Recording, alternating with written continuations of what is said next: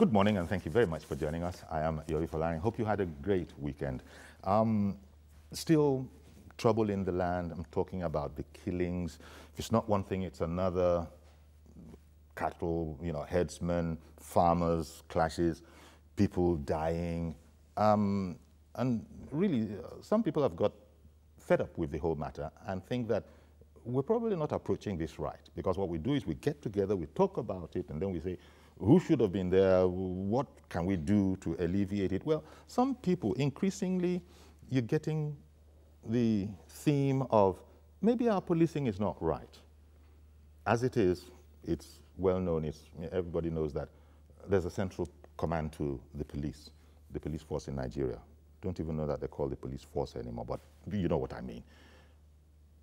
Perhaps we should have regional police, some say. You know what? State police is better. And the Vice President recently at a lecture upon, an anniversary at the Lagos State House of Assembly, I think it was something about the third legislative year, forgive me, it's in that region. But on Friday, he was delivering this lecture, and he was expressing the opinion that it's quite frankly the only way to go, that we need to have state police where the community knows them, they know the community, and if we're not in that direction, perhaps we're not ready to get it right yet. Former Speaker of the House of Representatives, in a different conversation, also thought that the government wasn't up and doing. You know that there are those who are so frustrated by the crises that we're getting in terms of people killing each other, especially, in these large groups, that they're saying that, look, sack the entire security chiefs in this country. They're just not doing a good job.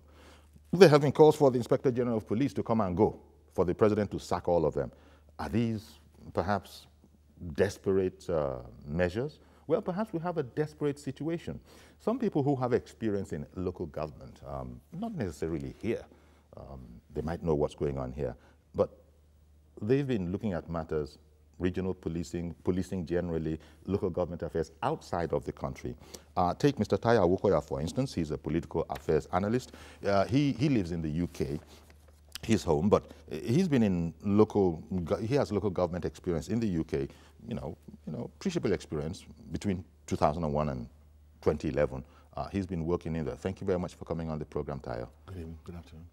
And also, you have Mr. Sunday Adebamiro. Mr. Adebamiro is a security consultant. Well, he's president of the Nigeria-Canadian Police Foundation. So that will be interesting. It means that he knows, as we would say, one or two things about policing as far as Canada is concerned. And since it's the Nigeria-Canada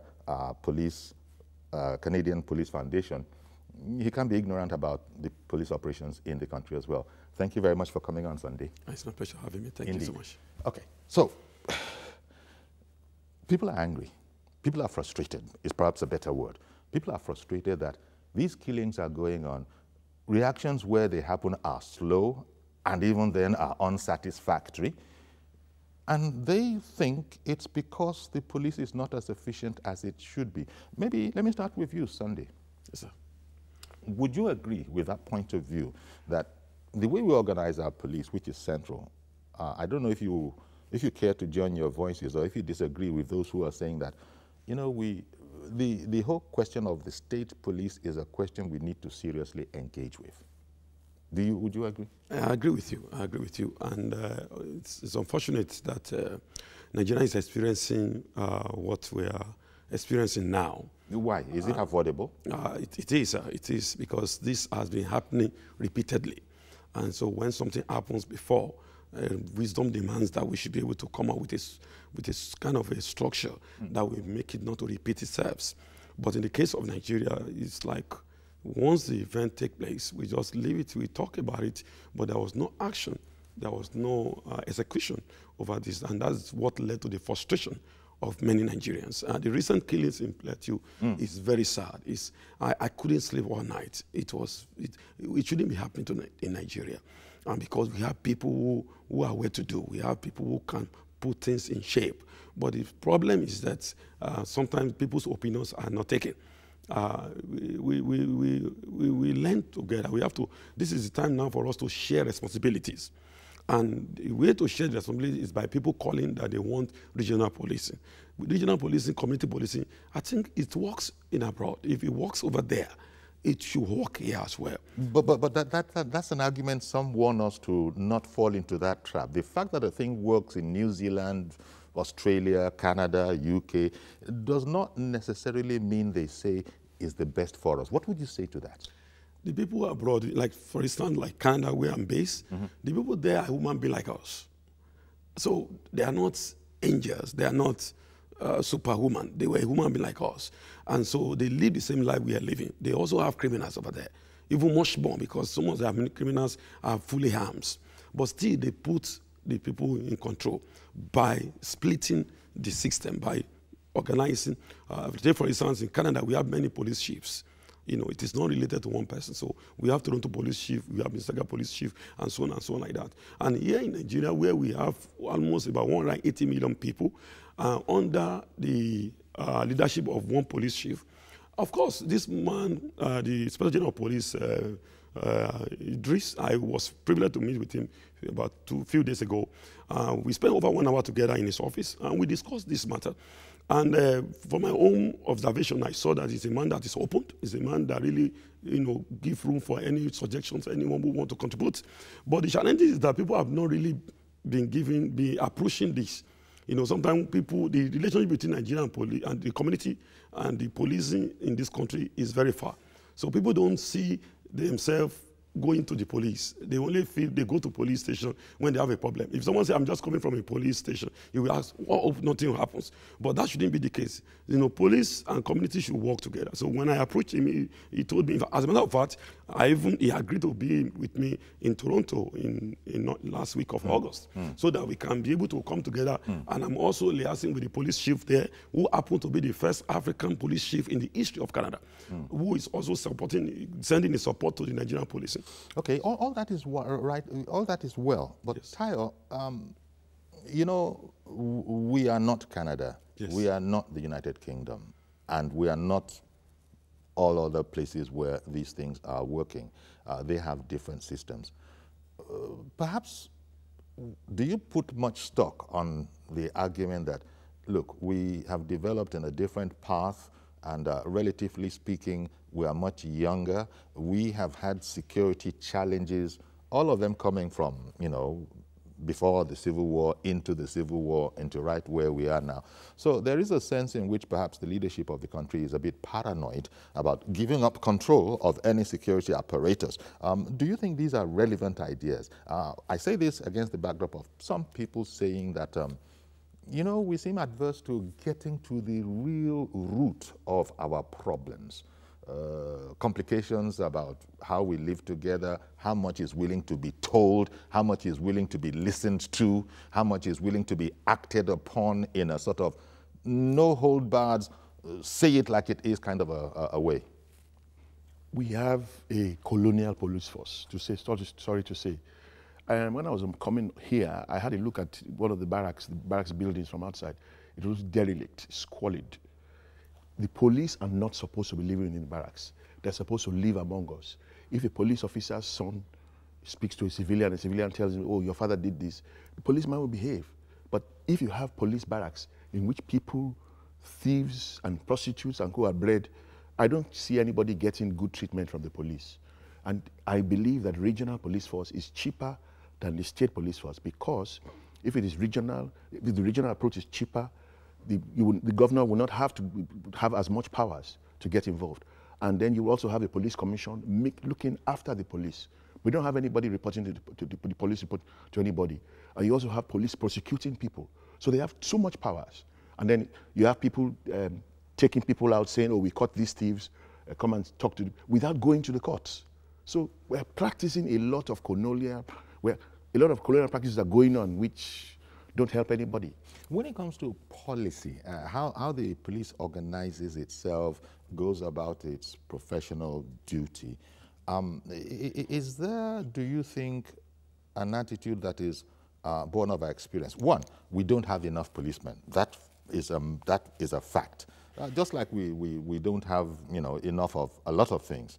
We don't have enough teachers, we don't have enough schools, and we don't have enough policemen.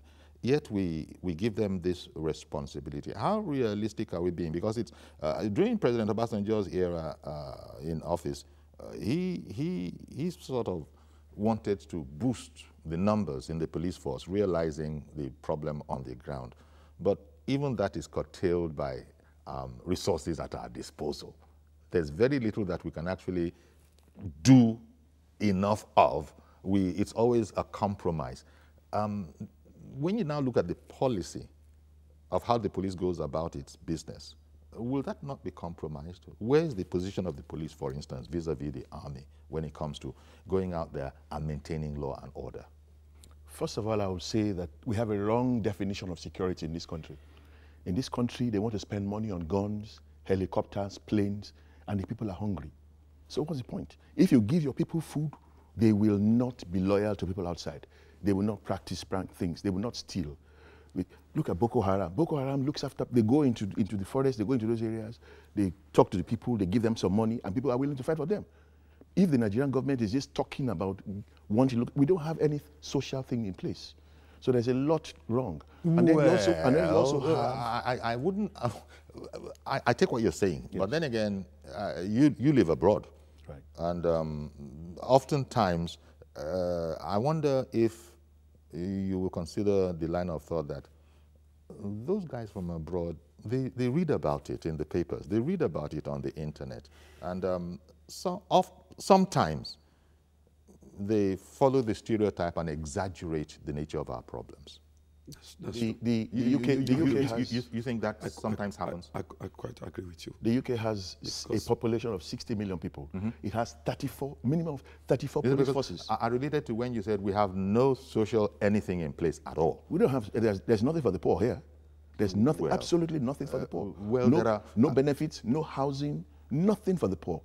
When the president spoke last, when he was in the UK, and he said Nigerians were lazy, it showed the fact that this is a president who is 20, 40 years behind. What is wrong with everybody having one house or one roof over their heads, some food to eat, free school? Nigeria can afford all of that and more. We know. All of that. We know.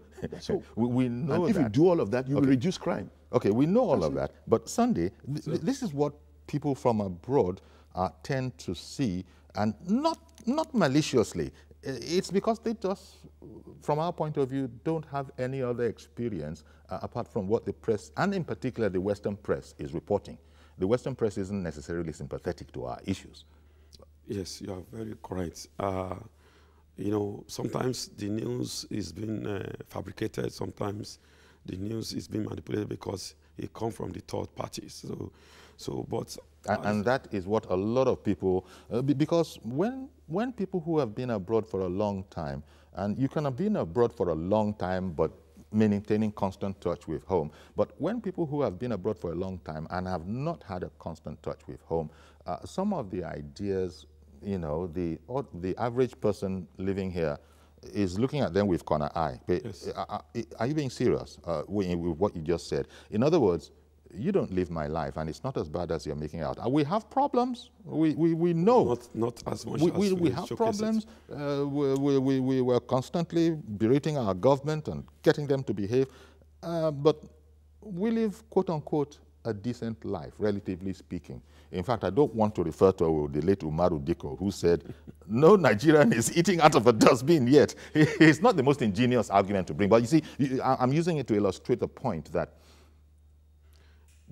do people understand us? Compare from where we are coming from. Compare the life in abroad with the people over here. Mm-hmm. You might be tempted to say that everybody here is dying. Or is living a substandard life. Vis-a-vis what social services enable you to live over there. Yes. So we are not there yet. But at the same time, the challenges is that when our people comes over there, especially our government, and they all saw these things happening there, instead of them to come back home and try and do their best to put some things in place, just close to what, even though we cannot arrive like Canada. Canada is just celebrating their 151 years old today. from yesterday to today. So we have not been there yet. So, but notwithstanding, we should be able to put some things in place, like in the area of electricity. If one government should just come in and make electricity in place, the like some level other African reduce. countries. People, like, thank you, sir. Like some other African countries. Even some of the countries that we supply electricity, they have 24 hours light, like Togo, like the Republic of Benin, there, and Niger Republic. So, but the people thought, oh, those are on contract. So, if we can be faithful to those who are on contract with us, and we are not faithful to us who are the indigenous, who are the citizens of the country, that is where the problem comes. If there is electricity, if one government could just make an electricity, it's enough. 4 years government, you make electricity. Another government come, you make transportation. Like now we have only one, more or less like one means of transportation. That was why we could have a situation whereby a tank, a gas, we call it fuel here, a fuel tank have to burst and take away a lot of lives, you know. You're talking about the Otedela Bridge last week. Yes, because we have only one transportation systems. So, but if our train is working, if the roads are widened and in good shapes, most of us when we are going to work and abroad, we stop and park our car and enter train. But that's abroad. And the development, you just finished telling me 151 years they've been at it. Yes. The UK has been at it, similarly long time. Yes. US ditto. We are who we are. We have what we have, and we know it's not anywhere near enough. Yes, sir. But can I just say something? Yes. What I was going to say is that talking about local authorities. Sure. Ambode cannot do everything alone. You have gutters here that grasses are going. In the UK today, you have probably 34 local authorities. Each of them takes minimum of 100,000 phone calls a day. So that tells you they call for repairs, they call for tree falling. We don't do that here. And you would know because you worked in local government. We don't do that here. You only go to the ministry, and if they like your face, they look at your file, and that's it. But if the local authorities are working, power is dispersed, you will get a lot of things done. A lot of things done. Nobody is saying that the police doesn't have their own bright sparks at the top who know a lot of what we're talking about and even some more, seeing as it's their region. But when people are calling, as some have, for the removal of the Inspector General of Police, not even him alone, even the removal of the service chiefs, because according to, for instance, Governor Tambuwal, they just have not displayed any freshness in ideas. I don't know if you agree with that, and what kind of freshness are we talking about? I expect you want to jump in, yes. but let me start with you. With all due respect, I mean, I think that there are a lot of things going on with regard to this incursion. What you have, I mean, the violence all over the place. Yes, the killings, some people getting away with it. The Lechad was coming from about 5 countries. It was in Central African Republic. Now it's just on top of Nigeria. So you have people who are pushing the Benue people out and taking their land. Professor Wole Soyinka came and said that these people should be giving their land back immediately. Nobody did anything. You also have the problem in this country, which has been inherited, the fact that the police are not at the head of everything. If the army, the head of security. Yes, if the army and the army and the air force, if they have a collision, who's supposed to look at that? It's supposed to be the police, but it's the other way around here. It's the army because we still have the army ruling us. They are wearing agbada and stuff like that. Yes, when Buhari was when he was trying to become president, he went to the courts 4 times. But I mean, he's in government now. The government is not following the pronouncements of the courts. So you have things like that going on. That's why those who are calling for the removing of the Inspector General of Police is just simply because that's one of the things I was saying, that people don't get to know their leaders. Most of Nigeria does not even know the Inspector General of Police. They don't know who that man is. Yeah, so whose fault is that? Well, yeah, it's because there was no community policing. You see, the Inspector General of Police is, we are just told now that in advanced countries like in the Western world, we have a lot of police chiefs, we have a lot of Inspector General of Police. But in our own case, we have only one Inspector General of Police. And this Inspector General of Police will not divide themselves. He has people also that he put in charge. Take, for instance... But he has Deputy Inspector General. Yeah, that's what I'm saying. So, like what took place in Plateau State, when you brought it back to there. immediately relieved the commissioner of police, who was supposed to be in charge. You know, he was the one to be in charge. The inspector general of police from Abuja would not know what is happening at the plate. He worked on the intelligence, he worked on the report that is presented to him. And I'm glad to meet with him, because I saw that he's a man who welcomes ideas, who welcomes contributions, who is very humble and simple. So the only thing but those lack, ideas, the very reason that people are saying maybe it's time to pack up, because he's not. It was Malaki Ugumadu, the chief of CDHR, who was saying in an interview that, look, the man's duty has been constitutionally designed. Even the Police Act has reinforced it, that, look, it's about maintaining and keeping law and order. When you look at the newspapers, when we look at our life experiences, there has been a challenge in that regard. Yes. Maybe a bit harshly, people think that since you haven't shown any imagination, you're just sitting there in the office might be, again, an uninformed position that some people take. That's one of the things. Take, for instance, we have a Nigerian man called Officer Ojo Tewogbade, who happened to be the first. Officer Ojo Tewogbade. He happened to be the first African man to be employed in Toronto Police. He was my instructor when I was in the Canadian Law Enforcement College. So this man happens to be a Nigerian and served for 48 years. As a matter of fact, I brought him to Nigeria a few weeks ago, and we met with IG together.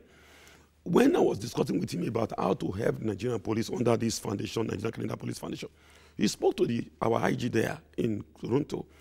And the IG said, well, why not? We can support you even with 10,000 uniform every month. That is it. So sometimes a problem shared. But that's not a very common scenario where you have foreign police aiding local police elsewhere. That is, apart from training purposes. That is how great Canada is. That is one good thing about Canada. Canada has always been a refugee nation. It's a nation that cannot turn its back at any woman's needs. That is Canada for you. So despite the fact that this may not be what they've been doing, but somebody have to start the first time. Well, interesting. Well, if you're just joining us, we're looking at policing in Nigeria, shall we say, a perspective from the diaspora. Nigerians in the diaspora who have lived there, worked there, and therefore have views on the whole matter. But they're also aware that we are who we are, and our development is what it is so far. The whole idea, in Canada, it's French, it's English. Yes, sir. You speak French and English. In the UK, well, okay, it's English generally, but I suppose the Welsh will come in and say, wait a minute, where did you forget? So I understand that. But here, the point has been made that how does a person police effectively, for example, if he doesn't speak the language, and if the people don't really they see him as a man of authority, but not one of their own. He doesn't really know them. He doesn't know their culture. Apart from a crash course, a training course, all of these must be done. When you now look at the quality of men in the police force, apart from the top brass, what it takes to get into the police force in Canada, in the UK, for example, if you were to enter the police force with A levels, then your career path is what it is. I don't know that you begin the policing business here with advanced level GCE equivalent or anything like that. Do you think that also factors in? Of course, we have well-educated and rounded individuals in the police force at the top, but do you think that's an issue, that the entry level is a bit free for all? I think they need to repolice the society. What they should do is phase out anybody below school start or anybody below A levels. Yes, and then bring people. Adanso Shiomole did one time with teachers. Yes. Remember when he said, look, I want to take an audit of teachers in here. Right. And they found out that there were teachers who maybe couldn't even write their own name, and that became something of a hullabaloo. Like that. Yes. You see, just phase out people who have little or no qualification, people who have no degrees or who cannot read or write, and then bring in fresh graduates to take up those jobs. You see, one practice which I don't like, which I see on the roads. I don't think there's anybody who cannot read and write in the police. One practice which I see, I don't think there's anybody who can't. I don't think so. But even then, we're talking about. Yes. But their training is very cruel, so they're going to deal with people cruelly. That's true. But the other thing is, the one very important issue is that in any system, the man who is talking to individual on the street does not carry a gun. The man who carries a gun should be 200 meters behind. That's how it should be done. But over here, the man is carrying the gun. That's a regulation that from that's where you are used to. Yes, that's the practice it's there. a practice, yes. Okay. Yes. But here, a man could easily have he carries a gun, a rifle. He loses his temper, he shot you before he thinks it. Okay. So, you know what I mean? Before he thinks about it. So things like that. And also, in abroad, or like Canada, in other words, what you guys are saying, sorry, sirs, yes, sir, is that the whole orientation of the ordinary policeman is one of the challenges, right? Not only policemen, even the community at large. Okay. Like, for instance, in Canada, when a police stops you, you don't talk. And you stay in your car. Yeah. You don't come out of the car. Yes. Then sometimes he can order you to stretch your hands on the steering and whatever. Then he make demands on your vehicle license, insurance, and your driving license. That's evolved from their own society as opposed to what we do here. You're saying so that the people are law-abiding. The people also follow the law. It's not enough, you know. It's not enough. Sometimes we provoke our police here too. Because I don't agree with that. Can I just say that? See, let him land the sentence and I'll come straight to you. Because sometimes when the police trying to stop a vehicle, when the police stop you, you better don't move in the Western world. But here, sometimes you see police still running, using bike to run after the transporters that he was trying to stop. It happens this morning when my driver was coming and the police was stopping him and he refused to stop. He pretended as if he went to stop. Then he moved. Then I asked him, why do you have to move? That the police was trying to say, I know, they only asked me for money. That's why I didn't want to stop. So you wanted there was to add no something? relationship. He has answered the question that the police are not self-respecting. If the police is self-respecting, they stop somebody, the person will stop. But you have a police force. You think these individual, as we are saying, sort of metaphoric drops of water in the police force, lead up to the whole stream of what policing is all about in Nigeria? Like I've said, that the police are supposed to be living among the people, not separately, not in barracks. Those barracks are 50, 40 years old. They should be broken down and rebuilt with people living in different flats, not in barracks. If they live among the people, they will know what is going on.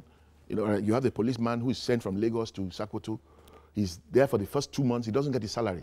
What's he going to do with the gun? He's going to be robbing. How about, they say he who pays the piper dictates the tune. Right. Because the Inspector General of Police is in his office at the pleasure of the President, you know, I know about the Police Service Commission and so on and so on. But we do have this top-down kind of a hierarchical structure. And I don't know, oftentimes you hear from the police about orders from above. That's an known expression in our society. How free do you think the police are to do the job that they can do? Call it the way the evidence presents it. That's a challenge even in our courts. Yeah, which is why you have a challenge even in our courts. Yeah, which is why you need a graduate. And they work very closely together. Of course, because the job of a police is just to arrest you and hand you over to the judge. Yeah, but in this country, remember that in this country, you. But in another word, you see, the police here, with the little experience and with the little time I spent with I'm glad you're emphasizing my little time here. Yes, my little time I spent with the IG and even the DIG. I was with DIG Gambo, even to the Senate chairman of the Committee of the Police Affairs, Senator Abu. I was with him also because I really took my time to move around to really know. You know, you have to identify the problem before you can come up with a solution. So from my own observation and from little things I got to know or disclosed to me, I discovered that the police even felt cheated, that they are not being given the full power to act as a police. Most of the jobs of the police are still being run by the military.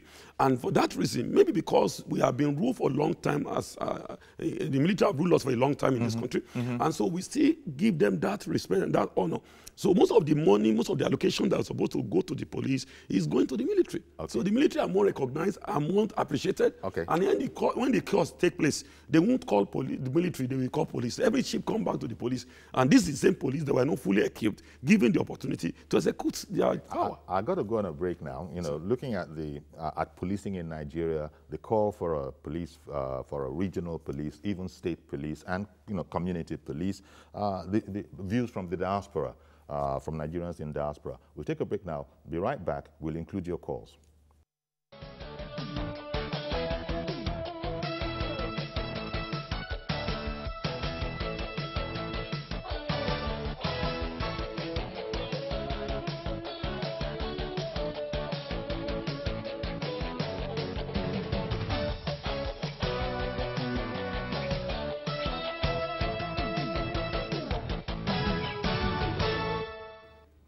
Okay, welcome back. And, you know, Mr. Sunday Adebamiro, security consultant and president, Nigeria-Canadian Police Foundation, as well as Mr. Tayo Awokoya, political affairs analyst, his experiences in local government in the UK. We've been looking at police, if you like, call it views from the diaspora on the policing generally as a concept. We have a top-down, unitary kind of a police administration, you know, and there are calls among which is that by the vice president in recent times that, look, we have to look at state police, community police as the only way to get us out of the security dearth, security challenge that we have. In this segment of the program, of course, as always, we'll take your calls as well. But we were talking when we were off air there, and the fact is that the police is often overwhelmed with the task at hand. Not because they themselves are incapable, but the numbers simply aren't there. And perhaps the expertise required isn't quite there. I spoke about how you can get into the police force, you know, as a beginner. Yes, there are graduates, there are doctorates, there are lawyers, there are all sorts of professionals in the police force. But those are not the guys who are in the field of the theater of operation. That's true. And that's perhaps could be one of the challenges. Yes. I imagine the police has to be all sorts of, apart from being a professional officer, he has to be a small psychologist as well, a small sociologist. He has to understand things. Take for instance, when I go to Canada, and I have this, I'm led to become a police officer. I went to Canadian Law Enforcement College where I was trained as a potential police officer, how to handle firearms. Then I proceeded from there to York University, where I studied law on human rights and equity. There's another 4 years course. But that does not really mean you have to do all those things to become an officer. They make it so open that you can become a police officer. Was that at the instance of the Canadian Police Authority, or this was still part of your personal development? It was my personal development, but I was sponsored by the government of Canada. The government provided the money, thousands of dollars, for me to go to that school. So we call it grant, which we have to pay back. But notwithstanding, they try to make it so simplified that you don't necessarily have to be a graduate to become a police officer. You can become a police officer as a school, as a O-level, A-level. Even we have some lawyers, professional, who are still police officers. So that there be a kind of opening for everyone. And they encourage you to come and serve the community. They call it a community service. That's why the police in Canada does not answer to force. It is not called police force. It's called police service. So they see it as a service. I think our own people have dropped force from their name as well. It's because the word force can make you intoxicated. Yes. And it's very hard for you to bring out your firearms. The recent killings that took place in Canada with a truck attack, terrorism attack, and the guy have killed so many people. But the police officer was still the Toronto police officer was still very, confident, and he was still telling the guy to drop the gun. Which comes from training, no doubt. Which comes from the training. And the guy was even bringing out a gun towards him, but still he never shot. And the whole world celebrated him. Those are the part of the training they've gotten. Now, bringing all of this down to impacting the quality of the security of life and property in Nigeria, especially in these challenging times of stories from Plateau, from Benue, Boko Haram, people just doing what they want because they know they can overrun the police. State policing, you think would help? Regional policing, yes. Okay, you think, regional policing is cheaper. The governors will have less access to the police as an instrument of oppression. So it's better to have regional police. Oftentimes you hear that the governor of a state in Nigeria is just the chief security officer by name. He has absolutely no powers, no influence on the security agencies, and that is often bemoaned as one of the challenges, one of the problems of doing a good job. But wait a moment, let me bring in, is it Musa in Kaduna? Yes, sir. It's Musa. Good morning, sir. Thank you for calling in. Good morning, sir. My pleasure. Yeah, I want to give an opinion about Mr. Sunday's experience with the IT. Okay. I think the IT just gave you the courtesy of being a personality who has vast experience with the diaspora. So it is not necessarily the same if other well-meaning Nigerians that have the same interest that will go to him and he will give them that same experience, that same audience. So it is this kind of trying to appease you because he knows you're going to give a foreign report, and he's just trying to liaise and give Nigeria a good image. The truth is, we are on ground here. We know that the hierarchy of Nigerian police force or the security system is a sham. It's a shambles. You know, they report to who? If one personality, all this politics, it's like a monopoly. We have to break this thing. If we say state policing, have we tried it? We have to try it. We're talking about legal resources. It's better we try and fail than not to try at all. We can make an experiment. We can take with 5 states, the most vulnerable states that have been, as I'm talking to you now, people have been killed in Numan, in Adamawa State. Let us take 5 of these vulnerable states, try the state policing, and run it for 2 months, for 2 years, and see. Then we can make another report and then and correct. But we cannot be doing hypotheses and theories that are not law. And then we are hoping that this country will be better. Okay. Please, this country has... Thank you very much, Mr. Musa, for calling in. Yes, the police have their shortcomings as a general organization. But of course, try the absence of the police for 1 hour, never mind 1 day, and see where we'll be. So we appreciate that fact. But I like the point that Mr. Musa brought in. I want to. Maybe you are considered as a very, very special guest. Of course. There are Nigerians that's the truth. who also have ideas and have local experience, who have lived it, but nobody wants to listen to. Exactly. And that it reminds me of the charge, I think it was CDHR president that was saying that you've displayed a total lack of any fresh idea. It's what we've been doing, that we're still doing, and it's not getting us anywhere, and you continue to do it. I think people like Mr. Musa is really needed in this country because from the angle he was speaking, I can see the passion in him. I can see that the man really wants to put something on the table. He's here. He lives it. He knows it. One thing I will like to ask him, if I have the opportunity, is that as he make an attempt, because to meet with the IG, you don't need any special treatment. You just have to, go to the force. You have come home. You have come in as a visitor, and you are president, Nigerian Canadian Police Foundation. Definitely. And your card goes in, or whatever the process is. He's going to want to see you. But I'm not saying that. First of all, it's your right to see the police officer, the IG. But you can't throw Mr. Musa's point. I believe people in the police headquarters now, they were listening to this. Oh, yes. They were watching us. Oh, yes. And so please, this is what we want everyone to do. But sometimes we have good leaders, but the people that surrounded them. The Police Service Commission is even there. But there are all sorts of bodies. There are all sorts of bodies that are doing... Police Committee Affairs.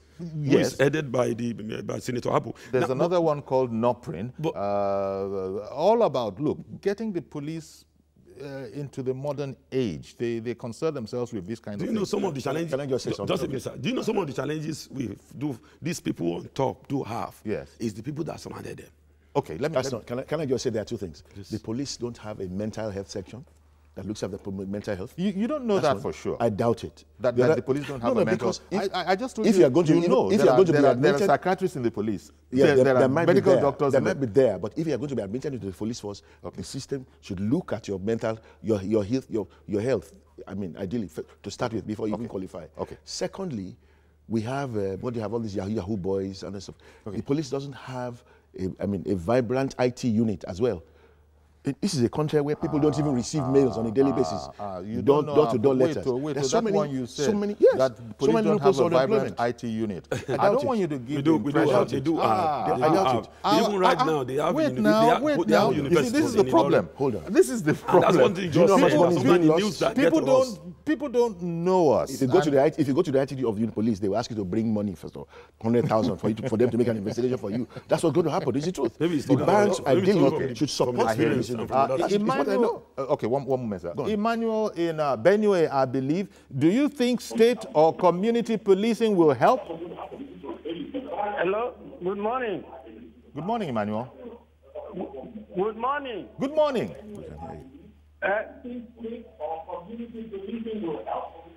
Uncle Yori, good morning. Good morning, sir. And good morning to your lovely guest in the studio. Thank you. Yes, my take in this issue, I don't believe in the state policing issue.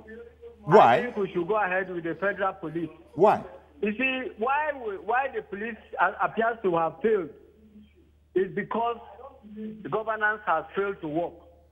Okay, if we take it from the basics, look at Lagos State that is working.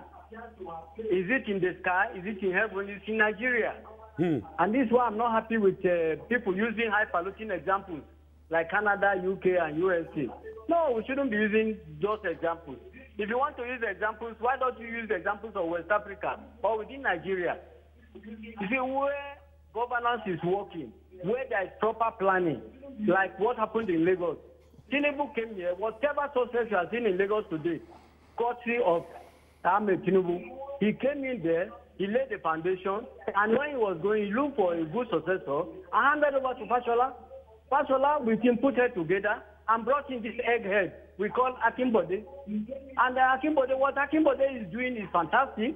Why can't we ask the other lazy governors across the country to look at Akimbode and go and tap from him, ask him what he has done right, Ambode, and let him replicate it in their state. It's not only Lagos that is working, but of Anambra. Look at what Obiano is doing there. He's doing a fantastic work. Look at Enugu, next to Anambra. They are all doing very good job. Please, our governors to stop acting like thugs. Let them do the right thing. What are they doing with the security board? Thank you very much, Emmanuel. Emmanuel raises this point. I think I alluded to it earlier. That when I was talking about policy, that he who pays the paper pays the tune, etc., etc. And he is saying that look, in governance that is the way it is, how do you want the police to now be a shining star out of that? A lot of Nigerians always look at the system from how they feel it. They don't look at the generality. If a man is being treated well or he's related to some police people, he will tell you that the system is good. But he's not talking about the generality who are going through hell. And I will say it again. The population of the UK is about 68 million. It has minimum of 34 police units. We have only one here. The IG is God. Anything he says is... Emmanuel also made before I leave him, just a quick one. It's a quick answer I want. Emmanuel said that, look, comparing to, these relatively speaking more successful examples in the West, why are you not comparing with West Africa, for instance? Police services in West Africa, for instance. Maybe we'll then get a better measure of how we're doing. It was just a thought that he brought about. He's talking about Lagos that has plenty of money. Okay. After a while, Lagos's money will be too little because Lagos is getting too big. You need people to check, the encroachment into Lagos. It's true. The facilities are going to get overstretched. So you're not looking at this more positively. It's like you're giving us the worst-case scenario. So that's what's going to happen in the long run. And from what Emmanuel has just said, he has really spoken what's needed to be said. And that is why you don't have to call for the removal of the IG. Because other places, other states, IG is just a head. It's a federal government head. So other states... Like an administrator. So other states are doing well. That's why I made mention that the movement Plateau had a problem. He removed the CP. That means he could not discharge his duty accurately. And that was why he moved it. And now, most of these African countries, community policing, they are even trained here.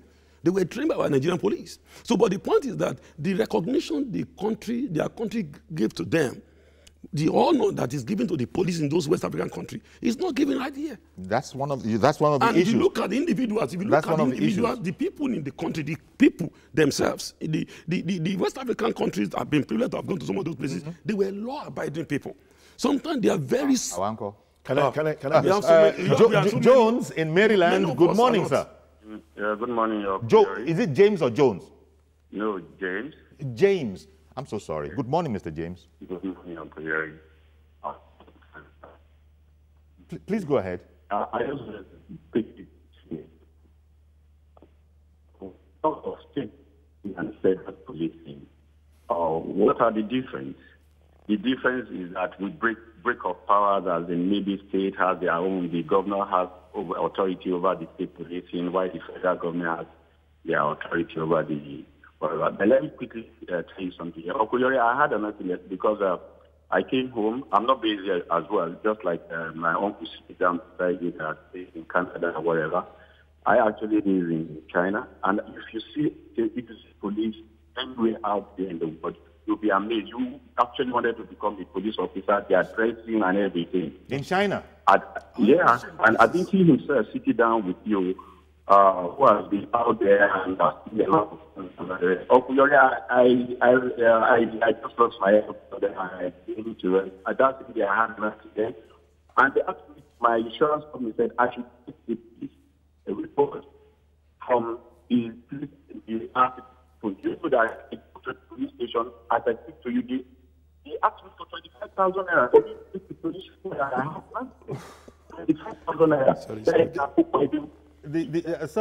Sorry, James. The network, your voice was dropping in and out, and it was a bit staccato. But I got the impression that one, your experiences in China. Two, you are highly impressed by the police, the local police there, and I think you also managed to get in that you've had an experience with the, local police and this whole money problem. The unprofessionalism, what the police tell us are always the bad eggs that are giving the police a bad name. There was a police chief here who used to say to us, look, he's tired of people talking about how bad the police are. It's how bad the people are. Stop giving the police, stop inducing the police. Both sides. Stand your ground. Please have a look at the barracks. If you look at the barracks, the way it looks, it is a ghetto. Okay. Anything that comes out of a ghetto. So you're saying that we're not treating our police right? No. So how can we then expect them to? You cannot leave those places. Those places. I mean, a small room for a family of 10 or 5 or whatever. With the look of police all over the world, I think Nigerian police has been ridiculed by the federal government. By those who control the machinery of the government. And they won't do, there's no magic anywhere. Is the army, are the other services better off, the other security services? Of course, we never had them complain. The army, navy, of course, they were. They were doing well. The army is getting challenged now because of Boko Haram. You have people saying that they've been on the front for more than 6 months and they're not changing them and turning them around and stuff like that. So there are also challenges like that. But like I said, if you look at the local authorities in other countries, they get 100,000 inquiries on a daily basis. Please fix my tire. That's because they have the capacity for it. They have the capacity for it. What is wrong with having a call center? What's wrong with having a call center? Exactly. Our police have call centers. It has 822. It has there are all sorts of devices that they constantly. All those are just coming in newly, like I said. Not newly as in last month. Scratching the surface. Not newly as in last month, though. Not even newly as in last year. So why are people getting killed? Why are people getting killed in Benue? Don't forget that the work of a police is when you become a police officer, your life is at stake. You can only risk your life for a nation that cares for you. Don't call Nigeria a nation because Nigeria is a country. It is not yet a nation. Okay, one moment, gentlemen, please. Let me bring in Reverend Dominic. Good morning, Dominic. Yori, how are you? Thank you very much for calling. I'm great, thank you. Good morning. You are two wonderful guests this morning. Okay. Thank you, sir. Yori, we must call this spade a spade. Exactly. Whether it's a state police or regional police, the question in Nigeria today about security is not kind of security we have. There are two kinds of security. If there's armed robbery, if there's break and enter, if there's kidnapping, it's different from what you are having today in Nigeria. What can state police do when somebody make up their mind to wipe away a generation? The kind of thing we see in Benue, the kind of thing we see in Plateau, Taraba. So my brother in the studios there telling me that Canada have that kind of problem, or US, where a particular state, that a particular businessmen or women, or herdsmen, are going to wipe away a generation. That security is different from what state police or regional police can do. Even though we have state police here, and we don't have understanding of governance, that every life matters, such a thing will happen. Yes, we have a different issue in our hands. But Dominic, I think the idea is that state police or community police would be able to nip the problem in the bud before we get to the stage where we now know that this thing has overflowed. Dominic? What we're saying is this. Can you hear me? Yes, we can hear you.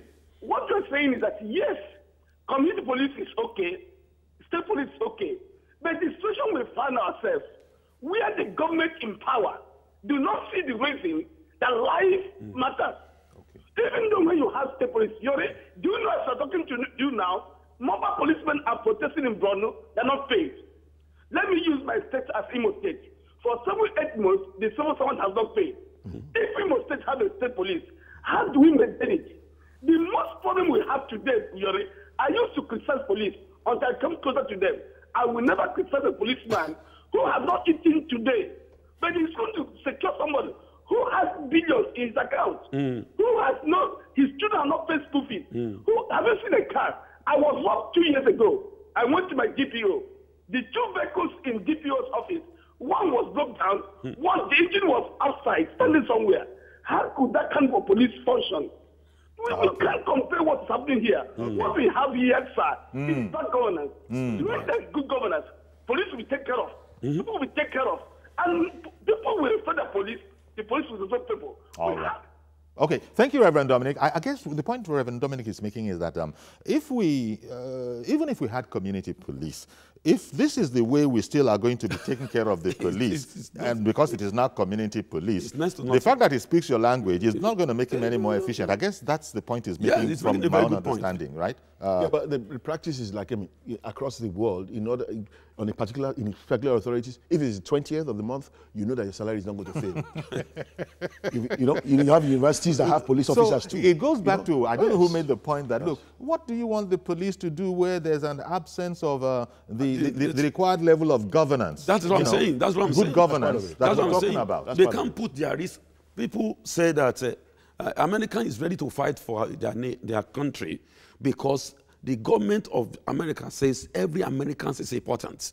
So you can only put your life online. Wait, let me put my own to every Nigerian is important. Every Nigerian is important. But it must show. Exactly. It must show that is what our government feels. Then we will see and it trickles down all the agencies of government, right? The South Africans are killing 1 Nigerian a month. That's what it looks like at the minimum. But not at the because we know that the government, they know that our government doesn't care. Well, that is the second half of the sentence that I take exception to. But that's the second half of the sentence I take exception to. As if it was a policy that you can kill Nigerians because Nigerians don't care. But what has happened to them up to date? I think a new dawn has come to the Nigerian police. Okay, that's good. That's good to hear. They have been suffering in silence for a very long time.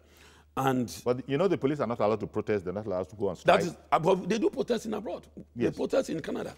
Well, they will not give you tickets. They will not put on their cap. They will use face cap and put some stuff. So, but in Nigeria they don't, and that's why they have been dying in silence. Does the police allow the people to protest? So that is why I think God is just using this kind of opportunity to expose what has been happening. Yeah. And I'm so happy that all Nigerians is provoked. All Nigerians, both here and in Diaspora, they were very, very angry with the killings in this country, and they can't take it. We've run out of time. I wish we could continue this because it concerns us directly. Yeah. The police are indispensable. The problem is we are just managing under the situation that we have. We deserve a lot better. The police themselves know. The police, I imagine themselves, want to be a lot better. We think we talk too much in this country. We don't do anything. Okay. That's the truth. That's why we need action. It is time to take action. Part of this talking too much is that we have now ended up... This is the last one. Discussing community police, state police, regional police, in short. Stop the unitary police all from Abuja. I'm happy for the Vice President for coming into, for backing this up. Well, anyhow. The only person that seems to be the governors are silent. They haven't said a word. Gentlemen, thank you very much for coming on and at least helping us air this issue and also giving us perspectives from the diaspora where you guys have experience. Thanks so much, sir, for having us. Thank you very much, Mr. Sunday Adebamiro and Mr. Tayo Awokoya. Thank you, gentlemen. So that's our program. Please join us tomorrow for a fresh edition. I'm Yori Folani. They introduced from abroad another aspect. We don't shake hands here, but I was glad to do it with you guys. Thank you very much. I'm Yori Folani. Bye-bye for now.